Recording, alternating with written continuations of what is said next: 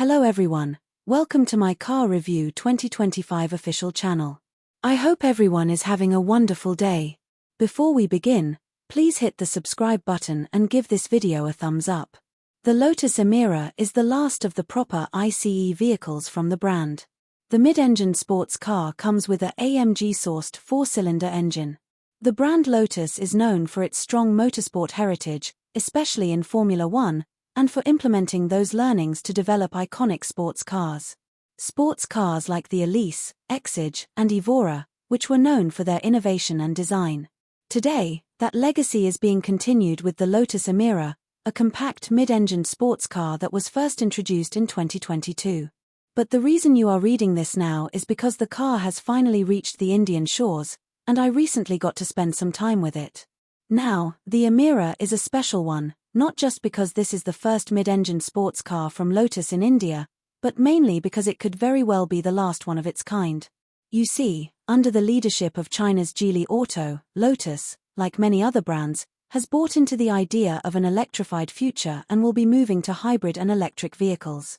Yes, it's sad, but that future is still a bit far from now, so let's talk about the car that has the potential to be one of the best exotics of today in the Indian market.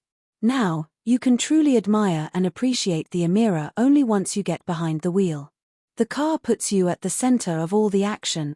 You have an engine for a backseat passenger, singing you a beautiful symphony, and a chassis that is so well designed that the car responds to even your slightest steering inputs without any hesitation. Talking about the steering, it offers you so much feedback that you know everything the car is going through. So yes, the Emira is a beautifully handling machine, sharp, direct, and precise. Lane changes at triple-digit speeds feel like a walk in the park, and believe me, you will feel like a pro even if you aren't. It's stable, planted, and you feel one with the car, and that is certainly a nice feeling. Now, you might think, all that great talk about handling means you must compromise on ride comfort. Well, not really. It's a sports car, so yes, it's a bit on the stiffer side, but it's not uncomfortable. The ride is supple and balanced for the most part, but I must tell you that there is no active suspension here, you only get passive suspension, and you need to choose whether you want to go with a sports pack or a touring pack right when you book the car. What's plonked behind me is an AMG-sourced 2.0-litre turbocharged petrol engine. The very same one that is called the world's most powerful inline 4-cylinder series production engine.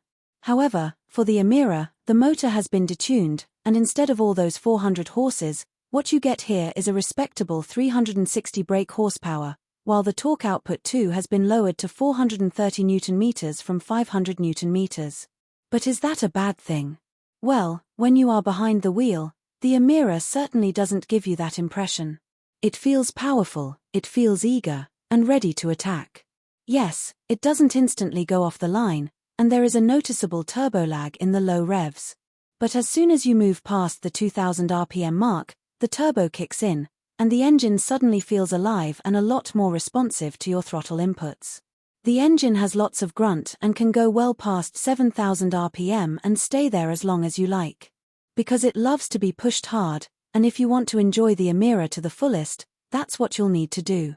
What brings this all together is the 8-speed dual-clutch transmission that does a fine job of sending power to the rear wheels. Yes, the shifts could have been a tad quicker, but it's smooth and refined. And if you do want the controls in your hand, you have the paddle shifters for that. Well, if you still want more, the Emira also comes with a Toyota-sourced supercharged V6 that makes about 400 brake horsepower and 420 Nm of peak torque. That one, you can have with either a proper 6-speed manual gearbox or a 6-speed automatic transmission. Visually, the Emira will remind you of its predecessors, and stays true to that legacy. That low-slung design with sharp lines and curvy haunches has sports cars written all over it, and while the signature Lotus touches are there, the design has some of that Italian flavor as well. Especially when you look at it from the rear 3/4 angle with that sloping glass back and that raised tail section. It does something that came out of Maranello, doesn't it? And I say that in a good way. The fully automatic headlamps do look sharp, while the 20-inch ultra-lightweight diamond-turned alloys add to the road presence. But what stands out to me are those beautiful, round dual exhausts. You do have a small trunk space, which can accommodate a couple of overnighters, But there is no frunk here, so that's that. As for the cabin, the Emira offers you everything that you'd expect from a two-seater sports car. Two sporty, bucket-style seats, a slot flat-bottom steering wheel with buttons for multiple in-car controls, and paddle shifters. Yes, it's a modern-day car, so you do get a touchscreen, a nice one at that, with wireless Apple CarPlay and Android Auto, a digital instrument cluster that can also show G-force, and yes, a reversing camera as well.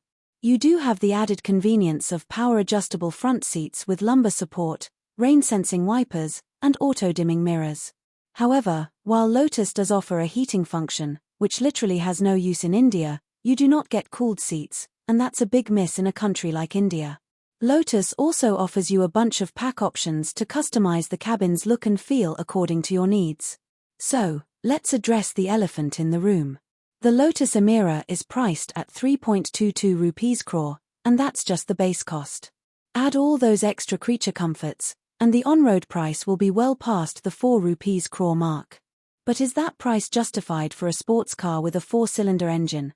Well, as a sports car, the Lotus Emira is as pure as they come. In fact, I'll go ahead and call this a mini supercar. Well, the price certainly puts it in that territory. And that is the big takeaway here. You see, compared to the global markets, the Emira in India is almost 2 or 3 times more expensive.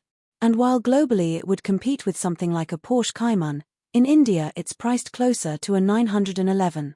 But you have to remember one thing. The Emira is part of a dying breed of light, crazy fun and impractical sports cars that come with a proper internal combustion engine. Probably one of the last ones from Lotus.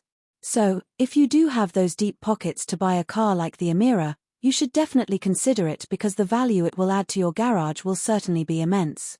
So what do you guys think about this update? Let me know in the comments below. And if you like my videos, please press like and subscribe for more. I'll see you guys next time.